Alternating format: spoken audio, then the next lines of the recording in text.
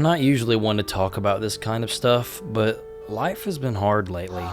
Things have been piling up like a multi-car accident on the freeway, and my escape has always been video games. But ever since I started making these videos, I typically don't play many games unless I have the intention to make some sort of content with the knowledge or footage I get while playing. And yeah, I would be lying if I were to say that the need for content on this channel didn't contribute to this stress. I know we only have a few hundred subscribers at the moment, and I'm not saying we'll ever be more than that, but I have to give it my all if I want to take a shot at making this channel into something bigger. So I feel obligated to continuously push myself to work on this channel at every possible second I have to myself. Not to say I don't love making videos. I wouldn't spend 13 hours editing the last video if I didn't have such a strong passion for it, but it does wear down on me. After playing game after game for clicks or for you guys or because I think I can make something important, sometimes I just want to sit down and play something that makes me happy.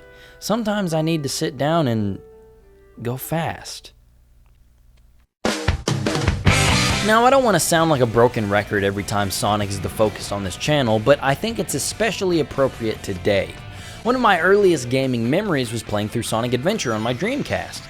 It's one of my favorites of all time. I love it more than I love most games ever. But what you may not know is that my household held a Nintendo flag proudly above our heads before that disastrous machine from the future came into our lives. No, not a literal flag, but we were a SNES household. I've told stories about how my dad played Battletoads Cross Double Dragon with me, my brother and I would play Super Mario World for hours at a time, and we would all try and lay the smack down on each other in the PG version of Mortal Kombat. So I wouldn't get the chance to play the Sonic games that made the guy an icon until they were all released on iOS and the Xbox Live Arcade. That's kinda insane to me, just thinking about how big of a fan I am of Sonic. But there was one other game that planted the seeds inside me to make me that kind of fan I am today. I came into the franchise during its renaissance. In 1991, the world was introduced to the Little Blue Devil himself, and he made quite the stamp on the games industry, paving the way for fast-paced platformers to thrive in the years to come. But as I said a moment ago, I wasn't on the ground level when Sonic hit store shelves. During the time between Sonic's first outing and my introduction, there were 4 console titles released to the Sega Genesis exclusively. That exclusivity is important because it meant that it was a market that Nintendo had no hope of breaking into. That is until 1995, when Acclaim was contracted to make a game for Warner Bros. Entertainment, and God knows Acclaim had more credits in the 1990s game scene than some difficult arcade game. I don't know, leave me alone, jokes are hard to write. But with the task at hand, Acclaim handed the project over to Sunsoft to get the job done. And with a desire to tap into the stronghold that was the fast platformer, they pulled the only Looney Tunes character that was fast enough to compete. An unlikely predecessor that would show me the ropes before I had any idea what a Sonic was. Before there was a hedgehog in my house, there was a mouse.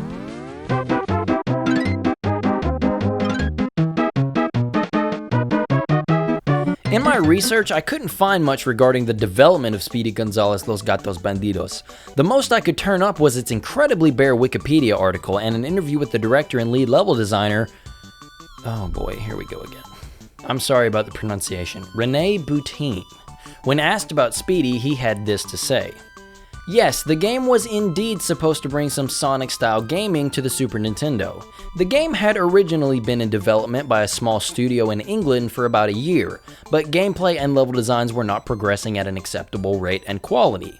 So we brought Mick, the lead artist, and Anthony Lloyd, the programmer, to California for about 6 months to finish the game under my direction and direct involvement. Most of the levels had to be scrapped or overhauled. Gameplay was tweaked, and since it wasn't possible to completely recreate Sonic's style of gameplay, I saw we included something unique to interact with in every world. We spent many late nights during those 6 months, blasting 9-inch nails downward spiral, blowing off steam with rounds of Galaxy Fight on the company's Neo Geo arcade machine. We got most of the game done by the end and had Tony continue debugging and polishing from his home in England. So there you go, directly from the man himself. This game was meant to imitate some of that cocaine-riddled speed that Genesis kids had been snorting for years. Did it do a good job of being that imitation crab and steakums to Sonic's Surf and Turf? Well, no, it really didn't. In Speedy Gonzales Los Gatos Bandidos, you play as Speedy Gonzales as you try to get your captured mouse friends back from the Los Gatos Bandidos, cat bandits. Superb. You do this by running around 7 specifically themed worlds and trying your darndest to free your rat brethren from their cages. You have all the basics you would expect from a 2D platformer at your disposal, a jump and an attack button. If you start to run down a slope, you gain speed and brandish that knockoff feet spinning animation. You can see the influence is clear as day. Thankfully, this game wasn't really difficult overall.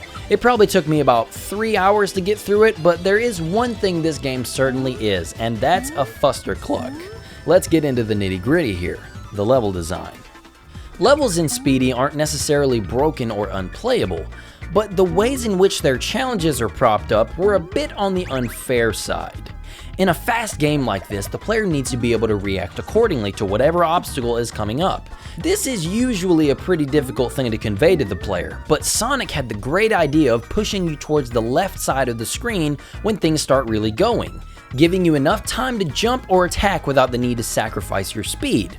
Such considerations were not taken into account for the team at Sunsoft. Even as early as the first world, you have situations where you will find yourself going way too fast to react to a jump that would either take you to an optional pathway or running into an enemy.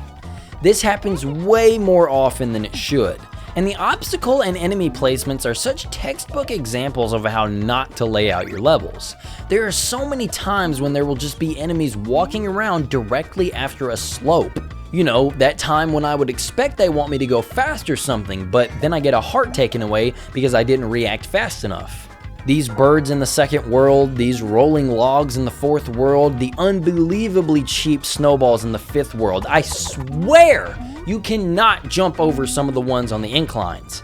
The sixth world in general. If it's not the robots that are so fast and can come out one after another, it's these stupid particle walls that are a complete crapshoot on when they'll come back or switch on or off.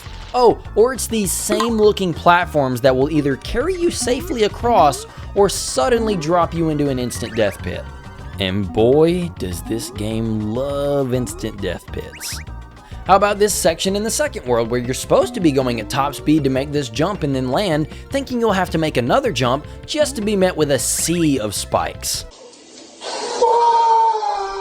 And it's not like this stuff couldn't have been avoided. If we had better control of our viewing area, it'd be different. But as it stands, we can only look ahead in the 4 cardinal directions when standing still. This is damn near essential too, seeing as how this game makes you take more leaps of faith than Assassin's Creed. The amount of times I had to just stand there and look down to make sure I wouldn't be killing myself was obnoxious. And it's not like the fear was unjustified. The third world was almost nothing but bottomless pits, and it's fitting, being a city level and all, but once again, the game expects you to know how to deal with situations almost instantly. I lost a continue on this zipline right here because I had no idea you were going to have to jump off and land on another zipline. It's not difficult to handle in the slightest, but the level of trial and error pervades the entire game. It's like you're playing Sonic 3 and Knuckles, but imagine every zone had its own barrel. You know, the barrel, that thing in Carnival Night Zone that required the player to time up and down presses to progress further in the level. Yeah, the game having not asked you to do anything like that before arriving at the barrel is the only reason to even bring it up. Much like Speedy's stage hazards, it's not hard to manage once you know what's being asked of you, but oh boy, can you imagine if the whole game operated on that level of inconsistency? If every jump could either be an alternate path or a death, and you had no way of knowing. There are a few well-conveyed gimmicks to interact with, but some are so pathetically short-lived, it makes you wonder why they even bothered.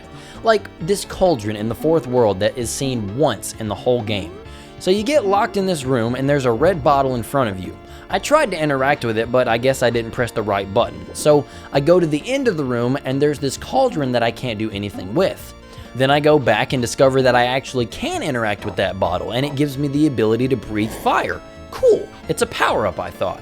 But I go over and light the pot, which makes clouds I can jump on. but then I try to use the fire breath again and nothing happens. So that was that.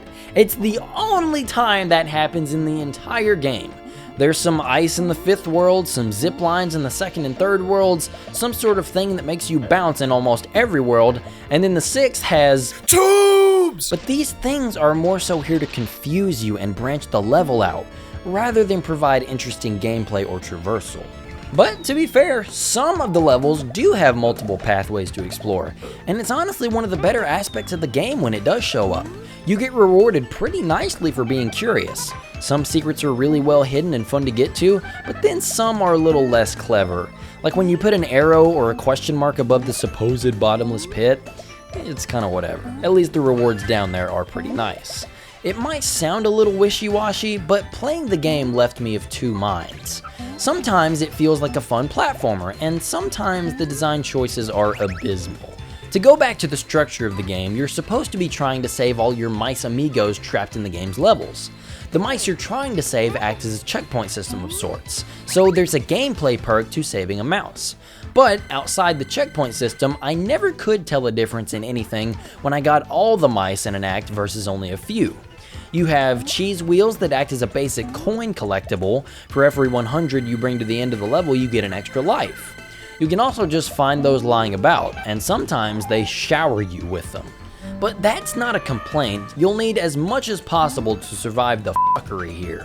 There is one actual power-up that doesn't just last one room, but even then, I think it's a stretch to call this thing a power-up. It's essentially the speed sneakers from Sonic. You can immediately access your top speed for a short time, but for reasons I mentioned earlier, I don't like being at my top speed. So I just avoided it. Plus you can come across health pickups and health upgrades. This is really cool, but it sucks really hard when you have lots of hearts built up and you're ready to take on that boss, but you fall down a pit or hit some spikes and get sent back to the standard 3. Oddly enough, not every world has a boss, and not every world has the same number of acts. Some could have 2, while others can have 3. Not really a bad thing, but it's another inconsistency. That's probably the best word for this game, inconsistent. Bosses weren't really bad once you figured out how they worked though. The first one was a little random because you didn't know where his acorns would fall, but it wasn't that bad after adapting to that. The second one was really cool because you had to wait for him to go across the middle of the stage and then activate the particle field from the stages previously. And the final boss was the easiest by far. You just wait behind the boxes and then get a hit in. The difficulty doesn't so much have a steady curve as it does random peaks and valleys across each area. Visually, it was alright. I was never much of a Looney Tunes kid growing up. Everything was distinct enough even if I think there was a lot to be desired in the conveyance department. There are no iconic Looney Tunes characters either. Sylvester only appears in the opening and closing cinematics. It's just Speedy and generic video game enemies after that. The music was alright, and once again, nothing that I can really remember. This might as well be the meh of video games. I can't really call it a bad game. Misguided? Perhaps. Unfair? You bet your ass it is. But the inability to actually level real complaints at the game speaks louder than you might assume. A great game can keep you engaged for hours. A bad game can make you laugh through all the torture. But a mediocre game? It's not easy to have any strong opinions on something that feels so inconsequential. This game was a good distraction. I'm very glad I finally went back and finished the childhood memory that had been gnawing at me. And you know what? I think I feel a bit more refreshed. I don't want to come across as a hipster here, but after playing all these complicated games with tons of moves, sub-menus, story elements, and percentages to pay attention to, it's nice to step back and enjoy something more simple. Yeah, it may have been structured like a Mario game, but asked you to play it like a Sonic game, but once you shake off that initial desire to go fast, it's a pretty comfortable stroll. Occasional cuntiness notwithstanding. It's kinda nice to go back to a simpler time, one where the only thing you need to worry about is making that jump, collecting as many cheese wheels as you can find, and holding right to win. I recently finished a book titled The War of Art. I won't bore you with the semantics, but there was a page which really spoke to me. Page 154 and 155, the territorial orientation. It basically tells that everyone has a territory.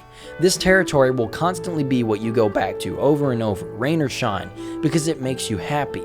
The page is very motivating, and I'm glad I read it. I think that page was my biggest takeaway from the whole book, which might be a little underwhelming if you've read it because there was so much other great information to be found. But I think this is my territory. This video you're watching, sharing, creating content, sparking a conversation. Ask any of my friends and you'll hear them say I'm relatively quiet, unless we start talking about video games or something I'm passionate about. But the playing, writing, voicing, and editing of all these videos helps me spark that conversation. And I don't think I'll ever be able to leave my territory. I love it too much.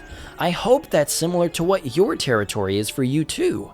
It might be drawing things from games, making things about games, writing music about games. It might be making games. But whatever it is, I hope you own it like your own territory. I hope you'll share your love for that territory with me so we can maybe talk about it. I didn't mean for this to get so serious after talking about fucking Looney Tunes, but hey, that's just what happens. But I really do want to hear what you guys think inspires you the most to do the things you love.